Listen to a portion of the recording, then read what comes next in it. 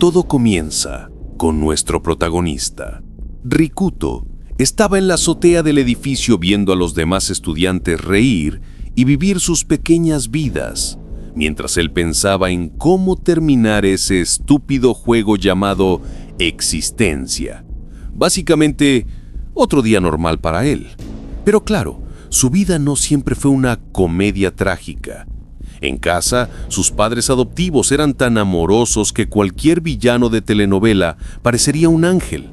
El padre lo pateaba por no limpiar bien, la madre se burlaba de que con esos padres biológicos era de esperarse, y el hijo de ellos incluso se dedicaba a ensuciar a propósito para culparlo. Familia feliz, nivel experto. En la escuela no le iba mejor. Su pupitre estaba cubierto de garabatos, había un jarrón encima como si fuera su tumba y todos se reían a sus espaldas. Los abusones lo empujaban, lo golpeaban y además le cobraban 2,000 yenes diarios por el privilegio de existir. Aunque él pensaba en defenderse, escuchaba las mismas palabras que siempre le decía a su hermano. «Eres un inútil. Nunca podrás hacer nada por ti mismo». De inmediato se paralizaba y volvía a recibir los golpes sin poder defenderse, mientras todos se burlaban de él. Con cada golpe pensaba, la vida es una mierda, el mundo es una mierda, pero sobre todo, yo soy aún más mierda. Durante una de esas palizas, le rompieron el teléfono por accidente. Ya sabes, ese tipo de accidente donde un pie cae perfectamente encima de la pantalla. Pero justo cuando uno de los bullies iba a pisarlo otra vez, apareció Nishi, estrella del equipo de arquería, héroe nacional y aparentemente el único ser humano decente en kilómetros. Le torció el hombro a uno de los abusadores, noqueó al que cargaba el bate y básicamente limpió el piso con ellos. Después, con un toque de motivación estilo sensei frustrado, le dijo a Rudo que peleara alguna vez en su vida. De vuelta al presente, Rudo estaba sentado en el borde de la azotea mirando su teléfono roto y pensando que quizá era hora de cerrar sesión permanentemente. «Se acabó», murmuró, trepando la reja listo para finalizar su partida. Pero justo antes de su gran salto, el cielo decidió actualizarse a Windows 666. Ráfagas de luz, círculos flotantes, códigos binarios cayendo del cielo como si alguien hubiera hackeado la realidad. Los teléfonos de todos empezaron a sonar, vibrar y emitir ruidos demoníacos. Y entonces, desde las pantallas, brotaron burbujas que se transformaron en monstruos, goblins, dragones, bestias rabiosas. Todo un zoológico digital en modo asesino. Los estudiantes corrían, gritaban, eran cazados como si hubieran entrado sin querer a un videojuego en modo infernal. Rudo, desde la azotea, solo podía mirar sin entender nada mientras el mundo entero se convertía en una pesadilla pixeleada. Y así, justo cuando pensaba que no podía hundirse más en la vida, el planeta entero decidió hundirse con él. El mundo se fue al demonio en cuestión de segundos. De un día para otro, la población humana quedó reducida a menos de una décima parte. ¿La causa? Nadie tenía ni idea, hasta que unos jóvenes descubrieron la verdad. Los monstruos salieron de los smartphones. Sí, la humanidad fue destruida por actualizaciones más letales que las de Android. A ese día le pusieron un nombre elegante: el día del juicio. Aunque para muchos fue simplemente el día en que mi celular me mató. En la azotea del colegio, Kurogane, también conocido como el chico con la peor suerte del planeta, observaba el caos sonriente. Veía a sus compañeros gritar, correr y ser devorados por criaturas de fantasía. Y él, con una tranquilidad que asustaría a cualquier terapeuta, murmuraba, «Se lo merecen». Porque claro, toda la vida lo habían humillado y ahora el universo le estaba haciendo cashback emocional. Sin embargo, algo le chocaba. El sueño era demasiado real. Incluso gente que no le había hecho nada estaba siendo perseguida por goblins y dragones digitales. Y ahí es cuando empezó a dudar. ¿Y por qué este sueño no termina nunca? Su vida había sido tan miserable que ya ni diferencia encontraba entre realidad y pesadilla. Pero mientras se decía que nada importaba, una puerta se abrió detrás de él. Un goblin entró y cargaba una cabeza humana como si fuera una pelota de fútbol. En ese instante, algo hizo clic en su cerebro. No, era un sueño. Era real. Y ese goblin venía directo a matarlo. El monstruo saltó y en su intento por esquivarlo, Kurogane cayó desde el barandal al piso de la terraza. Temblando miró la cabeza que el goblin llevaba y entendió que ese podía ser su final. Un final feo, barato y completamente indigno. Y ahí, en medio del pánico y del olor a muerte, algo brilló dentro de él. Yo no quiero morir así. El chico quiso acabar con su vida muchas veces, sí, pero que lo matara un goblin recién salido de un celular defectuoso, no, por favor, no después de aguantar tantos años de miseria. Merecía algo más épico o al menos menos ridículo. Así que reaccionó. Agarró una barra de hierro y bloqueó el ataque del goblin. El golpe lo tiró al suelo, pero él seguía firme. La muerte real era demasiado patética como para aceptarla sin pelear. Y entonces ocurrió algo increíble. Kurogane entró en The Zone, ese estado casi místico en el que el cuerpo y la mente se sincronizan como si fueran protagonistas de un shonen. En ese estado perfecto, Kurogane vio la oportunidad. Le metió un golpe entre las piernas al goblin que habría hecho llorar a cualquier ser vivo y lo derribó. Con el monstruo en el suelo, lo remató con la barra de hierro una y otra vez hasta matarlo. Cuando finalmente el goblin quedó inmóvil, Kurogane se quedó helado, mirando sus manos. Había sobrevivido, había peleado, había matado a un monstruo y por primera vez en su vida no se sentía basura. Después de matar al goblin, Rudo vomitó como si hubiera visto toda su vida pasar frente a sus ojos y lo que vio no le gustó nada. Entre lágrimas y arcadas, algo extraño nació dentro de él. Por primera vez quería vivir. Y justo entonces escuchó una voz. ¡Nishi! El arquero que lo había ayudado antes. Herido, sangrando y aún así sonriendo como si fuera el protagonista de un shonen barato, le preguntó si estaba bien. Rudo, todavía en modo zombie emocional, apenas pudo reaccionar. Cuando se pusieron de pie y miraron la ciudad a través de la reja, vieron fuego por todas partes. Era como si Tokio hubiera sido víctima de un DLC del infierno. Alrededor, algunos estudiantes lloraban en el suelo, incluyendo los bullies que antes lo golpeaban. Ahora estaban tan asustados que parecían perritos mojados. Sakura decía que todo era imposible y el profesor de educación física, Wayama, aprovechaba el caos para protegerla poniendo un brazo demasiado cariñoso sobre ella. Las otras chicas murmuraban que el profe le estaba mirando con más hambre que varios de los monstruos. Nishi explicó que habían improvisado una barricada con todo lo que encontraron. Todos en la escuela huyeron hacia la azotea para escapar de los monstruos digitales. Pero claro, algunos quedaron atrapados abajo, golpeando desesperados para que los dejaran pasar. Wayama no se negó a abrir, y cuando Nishi llegó, lo único que pudo escuchar fueron los gritos siendo apagados. El arquero se sentía culpable, pero Rudo le dijo que no era su culpa. Nadie estaba preparado para morir devorado por la versión violenta de un Tamagotchi. Nishi, impresionado por el goblin muerto, preguntó si Rudo lo había hecho. Él, que jamás pensó que podría salvar a nadie, ahora se sentía inútil por no haber tenido ese valor antes. Gritos interrumpieron la conversación. Los teléfonos habían dejado de funcionar. Sakura mostró el suyo, apagado. Otro estudiante también.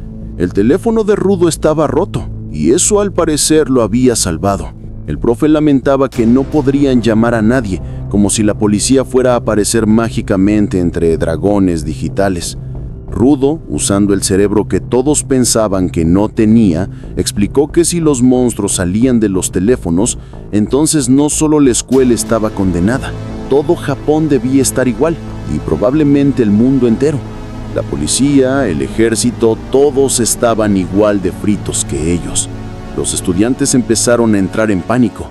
Nishi sugirió buscar un lugar más seguro y Rudo estuvo de acuerdo. Si querían seguir respirando, no podían quedarse ahí.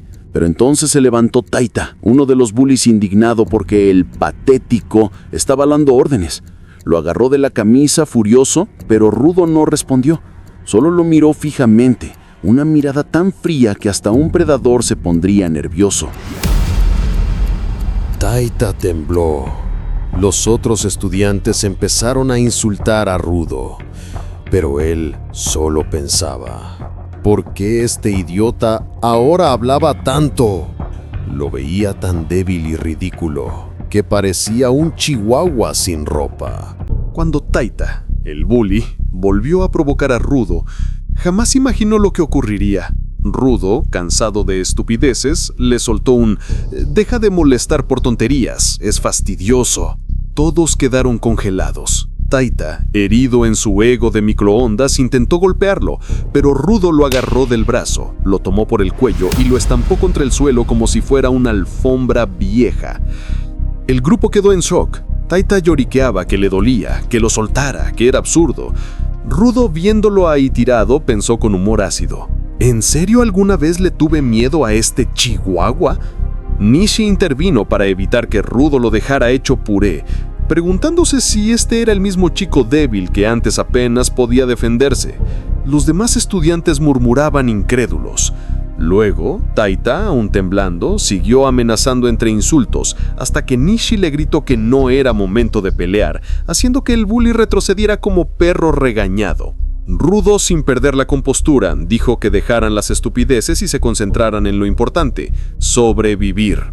El profesor trató de retomar el control y Nishi explicó la situación. No sabemos si vendrá rescate, no tenemos comida, ni agua, ni protección, necesitamos un lugar seguro. Rudo añadió: y armas, si es posible.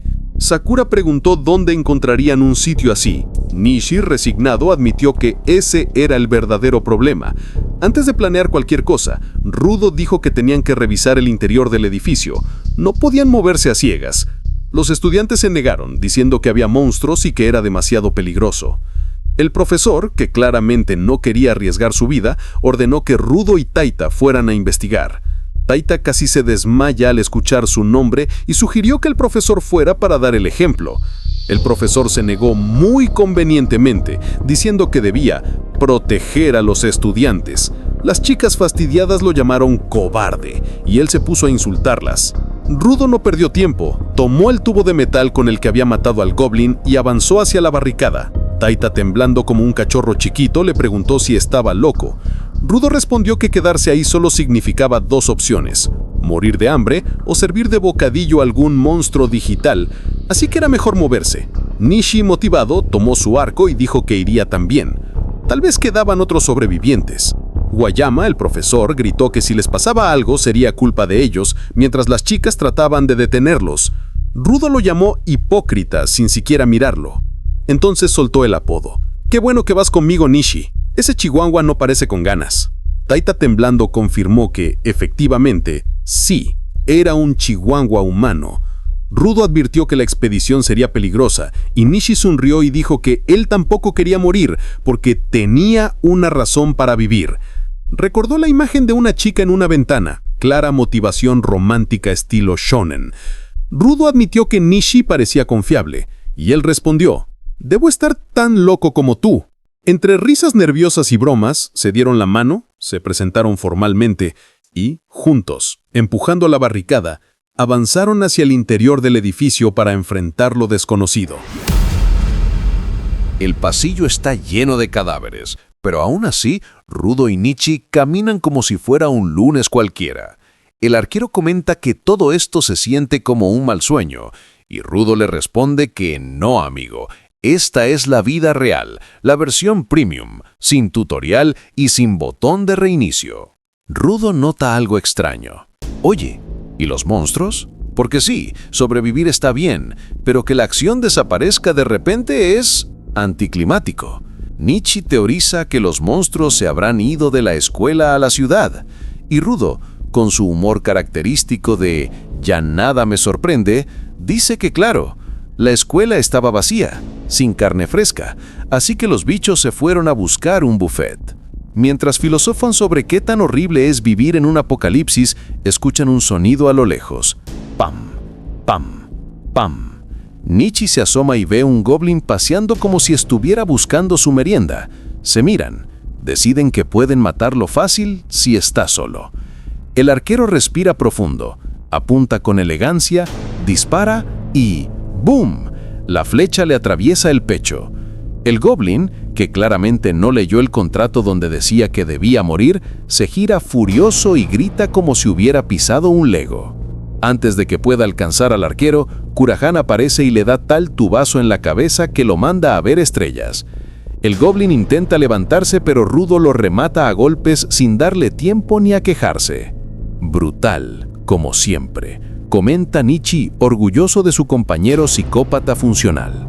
Mientras avanzan, Rudo recuerda que no todos los monstruos son tan manejables. Se le vienen a la mente los dragones que vio antes y casi se le baja el azúcar. Nichi, confundido, dice que todos estos seres se parecen demasiado a monstruos de videojuegos y no entiende qué clase de DLC demoníaco cayó sobre la realidad. Kurahan, ya temblando, admite que si ese goblin le hubiera dado un golpe, estaría muerto.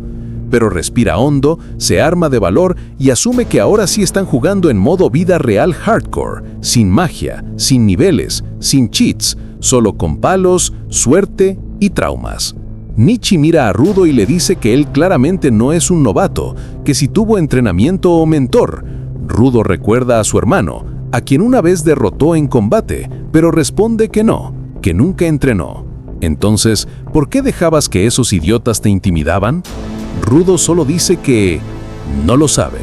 Spoiler, trauma. Siguen bajando por la escuela. Encuentran una sala ardiendo llena de cuerpos, pero la ignoran porque sinceramente ya están anestesiados emocionalmente. El arquero comenta que todo está demasiado silencioso. Probablemente el goblin era el único monstruo en ese piso.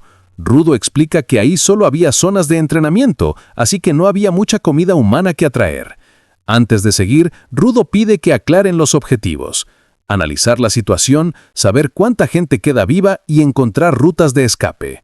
Resumen sus compañeros. Y si algo sale mal, cualquiera puede huir y dejar a los otros atrás. Rudo intenta bromear, diciendo que es una emergencia y nadie debe ofenderse si lo abandonan, pero Nichi está actuando tan serio que el chiste no pega.